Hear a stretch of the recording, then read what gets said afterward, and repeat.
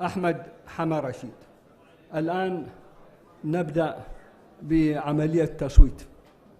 پرۆسەی هەڵبژاردننی جێگیری دووەمی سەرۆکی پەرلەمانی عێراق و ململانەی دیموکراسیانە و بوێرانەی کاندیدەکەی کۆمەڵی ئیسلامی و ڕەتکردنەوەی فشارە توندە ناوخۆیی و ئیقلیمیەکان لەلایەن کۆمەڵی ئیسلامی و ئەحمەدی حاجی ڕەشیدەوە کاردانەوەی ئەرێنی بەرفراوانی هاوڵاتیان و نووسەر و ڕۆژنامەنووسانی بەدوای خۆی داهێنا و سیمایەکی جوانی ململانەی دیموکراسیانە و نوێنەرایەتی ڕاستەقینەی خەڵکی پیشاندا.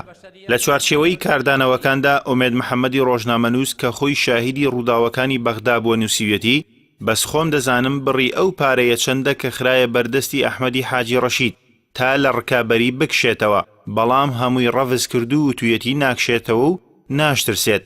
ئەو ڕۆژنامەنووسە باسی لەوەش کردووە بۆ مێژوو باسی دەکات کە 3 جار هەڕەشە لە پەرلەمانتارەکەی کۆمەڵی ئیسلامی کراوە و هادی عامریش 3 جار بە تایبەت داوای لێکردووە بکشێتەوە، بەڵام ڕەتی کردوێتەوە.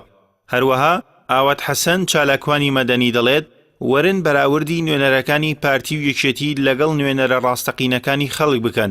ئەحمەدی حاجی ڕەشید دەیان ملیۆن دۆلاری دەخرێتە بەردەم بۆ تەنازولکردن لە هەڵوێستێک کەچی ڕەتی دەکاتەوە و بە 2 کورسیەوە سەربەرزانە بەرامبەر هەڕەشەی ناوخۆیی و هەرێمیەکان دەوەستێتەوە.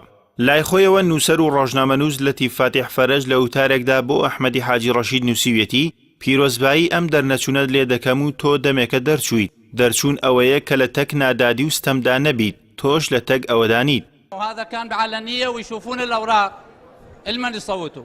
أنا لا يهمني الفوز ولا يهمني النتائج، المهم إجراء الانتخابات بحرية وشفافية. هەلەو بارەوە ئازاد مەلانەبی نووسەر و ڕۆژنامەنووس باس لەوە دەکات دژایەتیکردنی ستەمکاری پارتی و یەکێتی پەیوەست نییە بە زۆری ژمارەی کورسیەکانی پەرلەمانەوە.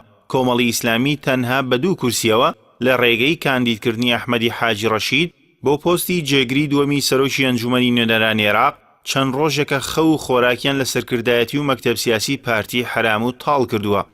سەلمان کۆچەری ڕۆژنامەنووسیش دەڵێت هەڵوێست و ڕووداوەکانی پەرلەمانی عێراق سەلمێنەری ئەوەن کۆمەڵی ئیسلامی و ئەحمەدی حاجی ڕەشید نمونەیەکی گەورەترن لە حیزب و نیشانیاندا کۆمەڵی ئیسلامی پرۆژەیەکی نیشتیمانی و خزمەتگوزاری و چاکسازیە لەوەی تەنیا حیزبێک بێت.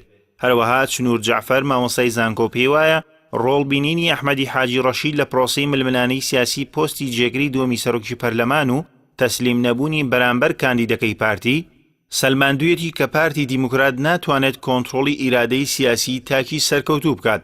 ئەحمەد حەمە ڕەشید. ئەحمەد حەمە ڕەشید.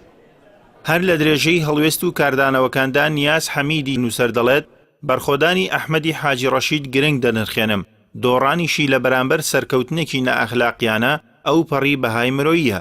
ئەو لە درێژەی نووسینەکەیدا دەڵێت ئەو پەرلەمانە کە ئێستا لە بەغدا دەست بەکارە پەرلەمانێکی تەزویرە، بەڵام ئەحمەدی حاجی ڕەشید وەک ئیرادەیەکی سربەخۆ ویستی پەیامێک بە بکەرانی ئەو پیلانە بدات. وقوفي دائما كان مع الحق أينما كان ومع من كان. ئەم کاردانەوانە دەریخست کۆمەڵی ئیسلامی لە ئاز بەرژەوەندیە نیشتیمانی و مافە سیاسیەکانی خۆی سازش ناکات و نوێنەرانی بوێر و ڕاستەقینەی خەڵکی ناردوێتە بەغدا.